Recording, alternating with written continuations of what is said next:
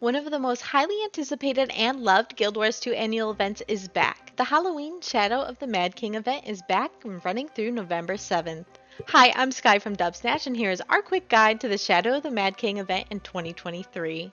Before we dive into specific activities, we should cover how to get to the festival events. In order to attend the festival, just head to Lion's Arch for access to doors to all the activities as well as the Halloween vendors.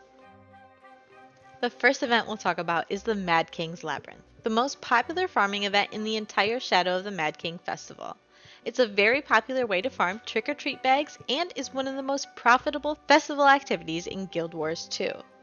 No matter the time of day, you can always find plenty of groups in LFG that you can join and take on the labyrinth with.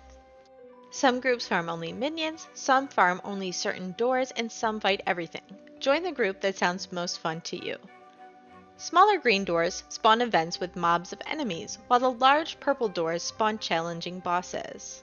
When joining a group, the commander will usually be the person to open the doors when the group is ready, so don't run around letting a bunch of bosses out. Many groups have their own rules, such as not using mount skills for damage, or using very bursty attacks so that everyone gets a chance to hit the enemies and get as much loot as possible. Make sure to check your own squad's rules in the squad chat when joining. If you run out of space or need to grab some things when farming the labyrinth, just head to the middle of the labyrinth where you can spawn a few different merchants for a fee for everyone in your instance. And don't forget to keep an eye out for Steve. The Labyrinth Race is just what it sounds like, a race that takes place in the Mad King's Labyrinth that will provide you with a magic find buff. The Mad King's Clock Tower is a challenging jumping puzzle in the Mad King's realm. This year there's a new untimed stopped version and the classic version. It's a very challenging jump puzzle, so if you're struggling or new, I suggest trying to tackle the stop version first for practice. New paper bag Helm skins are available for purchase at the end of either version of the clock tower from a Raven vendor. If you're looking to play Mad King Says, join Mad King Thorn at the Grand Piazza in Lion's Arch every 2 hours on the hour. The Mad King will give you commands, but only listen if he says the Mad King Says beforehand. Mad King Says is essentially Guild Wars 2 version of Simon Says. So if the Mad King says, say no, don't listen, and if he says the Mad King Says say no, then type /no in chat. Depending on your performance, you'll be rewarded with up to 3 Mad King's chest key fragments. When you have 3, you can combine them to make a key, then you can open the chest that's right near the event.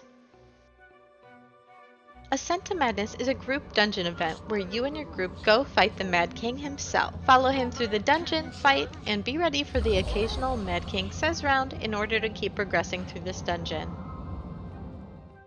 Lunatic Inquisition will spawn you as one of 2 things, either a villager or a lunatic courtier. The courtier's job is to hunt down villagers, while the villager's job is to try to survive the night. If you're a villager who gets taken down, you will then become another courtier, and your job will then be to take down other villagers. Reaper's Rumble is a fast-paced PvP mobile-style event where players compete to recover pumpkins and spawn hordes of skeletons to attack the enemy team's mausoleums. Each mausoleum spawns waves of skeletons. You can spawn additional waves of skeletons by bringing pumpkins back to your mausoleum. Be warned, the skeletons do a good amount of damage. In the Mad King's Raceway, which takes place on the fields of Reaper's Rumble, there is a race for 3 different mounts: the Jackal, the Roller Beetle, and the Springer.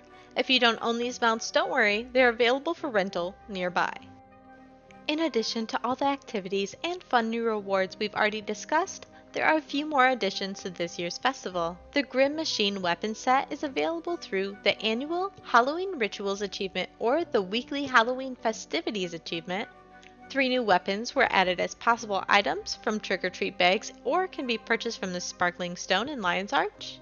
Mini Durlitz the Candy Raven is now available from a Halloween vendor. Clawing Shadow Greaves are a spooky new armor piece you can earn by completing a variety of Halloween activities. Last year's Clawing Shadow Gloves are now available for purchase from the Halloween vendors if you didn't get your hands on them last year. We hope this guide helps you navigate the Shadow of the Mad King event this year and take advantage of all the fun things to do. For more Guild Wars 2 content, make sure to like, comment, and subscribe. And when you're shopping for epic gaming gear, make sure to check out our website, dubsnatch.com.